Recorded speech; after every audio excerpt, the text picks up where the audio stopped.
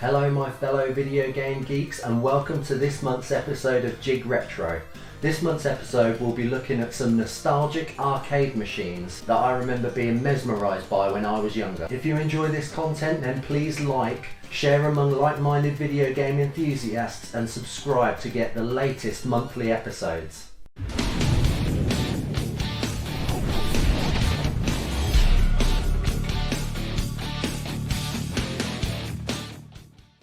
I've chosen not to include Mortal Kombat or Street Fighter in this video, although I definitely remember coming across them at my local swimming pool. Thanks to the trusty old Mega Drive, I have much more nostalgia for the video game console conversions. Therefore, I'll save them for a potential future JigRetro episode. These machines were generally released in the 80s or early 90s, therefore this is a very small snapshot of classic arcade games, and doesn't include any machines from the golden age of arcades. Neither does it include some slightly more modern staples such as Sega Rally, Time Crisis, House of the Dead or Dance Dance Revolution, the sort of games that would still be found at your local bowling alley. These are really the games that I first came across as a very young gamer. Just before we got our trusty old Mega Drive, I was either playing a friend's or my brother's Commodore 64. At the time, these arcade machines were a huge step up from what you could get technically and graphically from home. I believe I either accessed these games from a small arcade at my local amusement park, Wicksteed Park, or at arcades on family beach holidays. We didn't have much money in particular in those days, but the few coins my parents could give me was definitely spent in the arcade. Although I probably spent as much time watching other people play these games as I ever played myself. Now that I'm lucky enough to own my own arcade machine, I am going to free play all of these games to completion. Living the dream.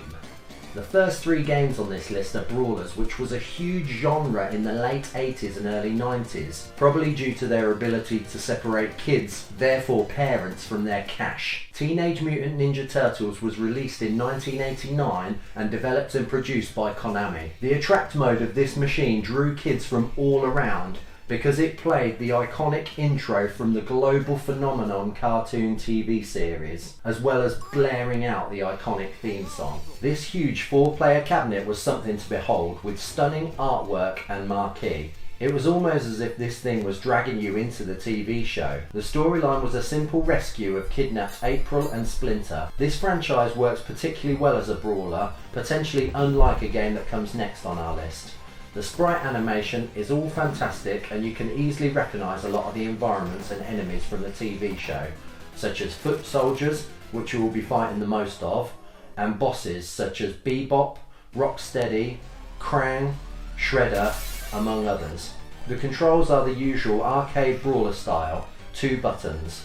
1 attack and 1 jump. Getting close enough to enemies will initiate a throw, and both buttons together will do a separate attack, which is specific for each turtle. Considering this title came out exactly the same year as the groundbreaking Final Fight, this title should be held in just as high a regard, especially due to the amazing and innovative 4-player feature.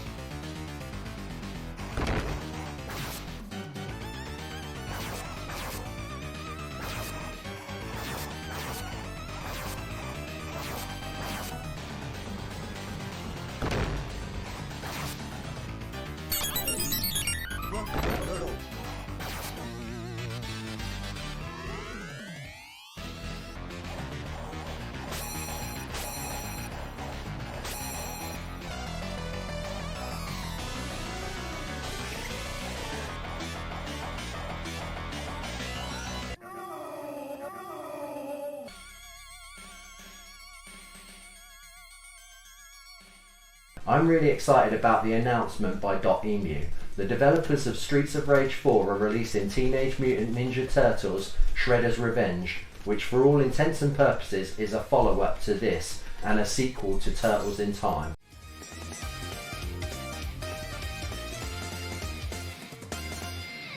Another 4-player cabinet that I remember fondly is The Simpsons, released in 1991 by Konami. And as said previously, the brawler genre makes less sense here. You don't often see the family beating up waves and waves of enemies on the TV show. Overall similar to the Turtles arcade game, this machine also has the TV show intro as its attract mode. I do feel that this game has improved sampled sound and has loads of funny animations, such as with the main characters. Homer chucks punches like a wild man, Marge swings a vacuum cleaner, Bart wields a skateboard, and Lisa uses a skipping rope. But this is just the tip of the iceberg, as all background characters and enemies are beautifully animated, and this brings all of the character of Springfield and its residents to life. It can't be understated that the game's visuals are still great to look at to this day, and I feel just like the TV show. The cabinet has the same button layout as the Turtles cab, but adds a 2-player combined attack, such as Homer swinging Marge by the ankles to clear lots of enemies, and items such as bowling balls, hammers, and other items which can be used as weapons. 2 button mashing minigames add a bit of variety between stages, and are much more fun in 4-player.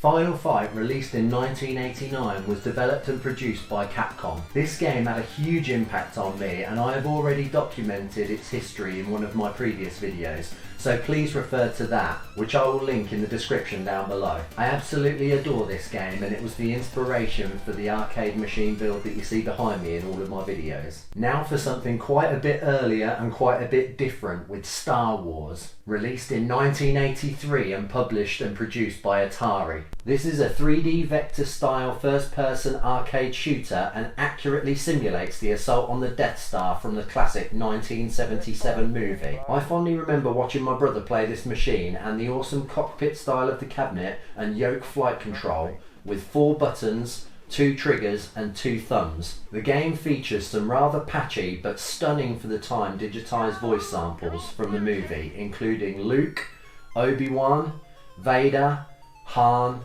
Wedge, R2-D2 and Chewbacca. The aim of the game is to set the highest score on 3 repeating phases of play. Phase 1 is a TIE fighter dogfight, Phase 2 which is only accessible after the first completed run, and then on all subsequent runs, in which you must attempt to destroy attack bunkers or laser turrets on the Death Star surface. And in Phase 3 you must navigate the trench and make it to the exhaust port.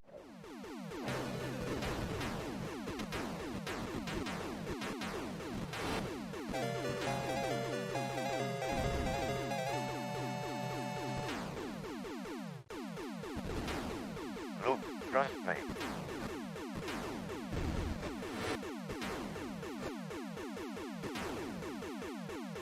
Yahoo! You're all clear, kid!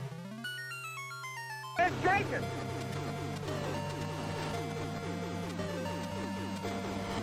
R2 trying to increase the power. I've lost R2.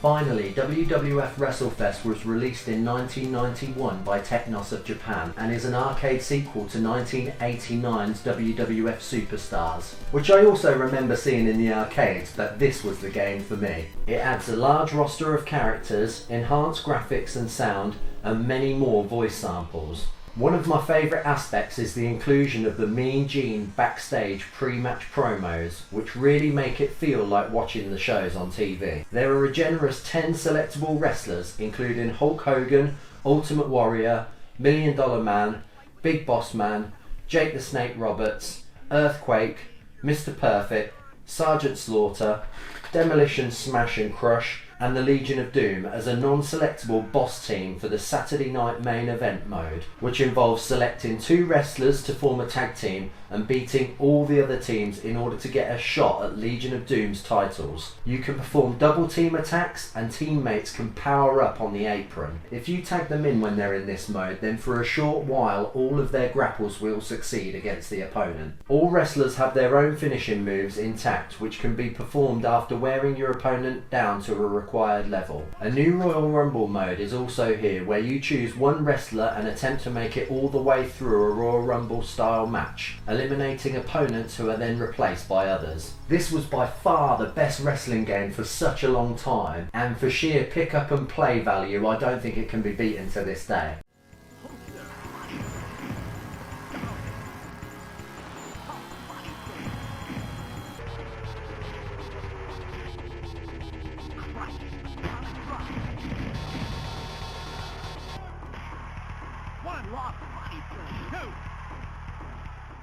In fact, I'm really looking forward to playing the Retromania wrestling game released in 2021 by Retrosoft Studios, which I have not picked up as of the making of this video.